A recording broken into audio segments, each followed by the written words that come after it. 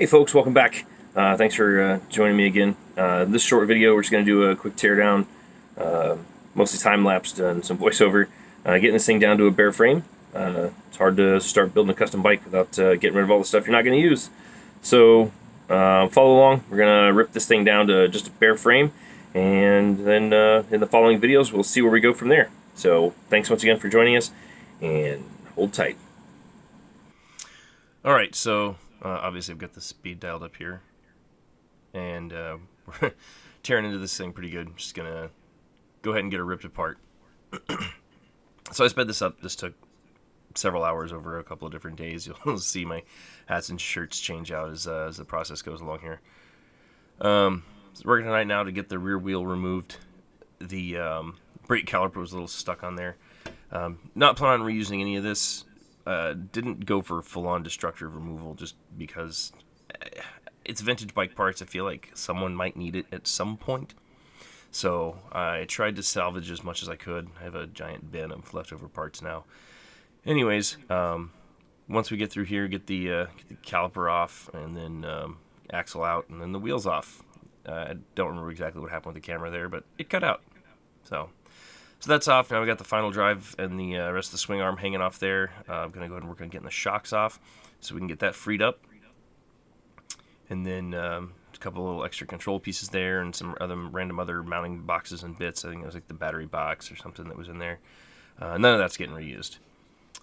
Now the cross pins that hold the swing arm into the frame, they're behind little chrome-plated caps on the side of the frame in those little round sections there. I was struggling with an adjustable wrench trying to get that for a while. At some point I'll get the right socket from the shop and get that pulled out of there. But those come out, then you just use a 6mm Allen wrench to back the actual adjusters out, and then able to fully remove the swing arm from the frame. And then for this build, the swing arm is getting replaced. I'm changing out the rear wheel for a considerably wider one. So I had to make the actual swing arm itself wider to accommodate the little wider wheel that's going in there. But there will be a whole video coming up on that soon, hopefully. So, anyways, yep, finally got the right socket, and there goes the Allen wrench, and there goes the swing arm. Yay! It's loosened up, and it drops out, and then just pull the adjusters and pull the swing arm away. Get the last couple things out of the way there, the foot pieces, and I think it was the foot brake and I think return spring for the center stand. Pulled the tank off. It was still full of gas. Not full, but partially, so find a safe place to sit that so it won't spill gas all over the shop. Pulling the coil bracket, or the coil packs, out from inside the frame there. They hide those up underneath the tank, so I'm going to get those out of the way. I think for the ultimate build, once this thing is all together, we'll probably end up using something like some GM LS style coils. Those I can trigger directly from the ECU we're going to use, so I'm not even worried about keeping those coil packs. Now to get the front end apart, there's a bolt on top that goes through the center of the triple clamp, and then the pinch bolts, and then just tapped it off with a hammer just because it's been on there for a long time. It's a little stiff. There are two spanner style locking nuts that hold the stem into the frame. Obviously change of outfit there, so it's a new day again. I have a adjustable hook spanner, which is what I was trying to use to get those off, and man, I tell you what, I dang near destroyed those freaking nuts getting those out of there. They were really froze up. Been in there for, going on 40 years. They're over 40 years at this point. I doubt these bearings have ever been changed from the look of them by the time I finally get off. So there's the front end out of there, and now it's time to start working on getting the neck tube bearings out. I beat on them for way too long, and took a while to get them out. But actually, I haven't even started that here. This is getting the kickstand and the center stand off. Center stand will not be going back on. Kickstand probably not either, but I'm going to use the pivot point probably for some sort of custom job I'll make. And here goes the beginnings of the bearing knockout. I dang near smashed my finger a few times getting those things out of there, but as you can see, I wheeled on it for a while, then changed direction, worked from the top to the bottom, then bottom to top.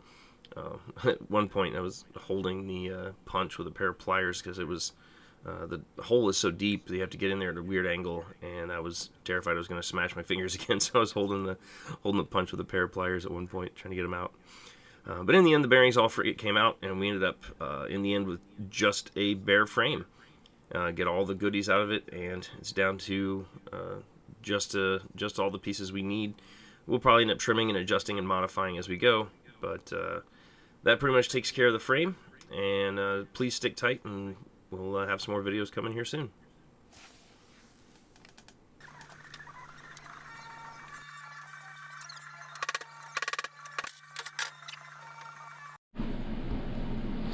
Alright, so all of that little quick video, which you hopefully watched as a time lapse, was just me getting this thing stripped down to pretty much the bare frame. I'll leave that one bolt in there now because it's an engine mount and it looks like it'd be hard to replace, and I don't want to lose it, so I'm going to leave it right where it belongs for now because it's not in the way.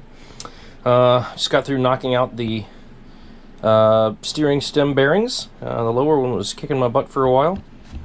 And then, yep, so got those bores cleaned out.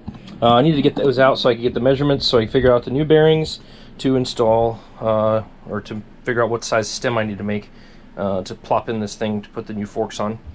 And other than the frame and the engine, like this little pile of parts over here, it's all mixed in with tools right now, is really about all I'm keeping. And I'm not even sure about the rear axle. It's probably going to be too short. Rubber gas tank mounting pads, because it's nice to have the gas tank mounted on rubber, and I will probably do that when I fabricate the new tank. And the other big thing that's kind of important here is going to be these pivot pins for the swing arm, because those are going to be, I mean, I could probably make them, but they're already made, and all you do is clean them up, and they'll work great. So we'll be reusing those with the new swing arm. So that's Teardown. Next thing you'll probably see is probably some CAD work and some, hopefully some machining when we get to that point. Right now I'm kind of working on figuring out what the next step's going to be. Got a couple different options I'm leaning towards, but probably going to end up being the fabricating the rear swing arm. So I talked to my friend Doug, who races R6s, and he said the swing arm measurement on his R6 from the swing arm pivot to the axle center line is about 23 inches. I measured this one over here before I tore it down, and it's about 16 inches. So it looks like we're going to be adding somewhere between probably 7 to 8 inches in the swing arm lengthwise, and then also a few inches in the width to accommodate for the wider tire. This piece right over here, this is the drive shaft. I've already got it decoupled. This is the, I believe it's a CV joint. I haven't taken it apart to find out. I believe there's a CV joint housed inside there. But that's the end that bolts to the engine, or the output of the, I guess, the transmission really. But anyways, that's the part that bolts to the output. And then that spline down here at this end is what interfaces with the final drive. So we're going to obviously have to extend that. That's a hardened steel, and they're usually pretty high grade stuff due to a lot of the strain they're under. So I have some old axle shafts. I'm not sure. I'm going to talk to some people about tempering. Not sure if I could cut this, temper down the other axle shafts I have so I could bore them out to sleeve over this and then weld it up and then have the whole thing rehardened. Not sure if it's really worth it. I might be able to source a custom drive shaft, or maybe be able to send this out to an axle shop and have them extend it once I have the final length figured out. So anyways, stay tuned for that, and thanks for watching.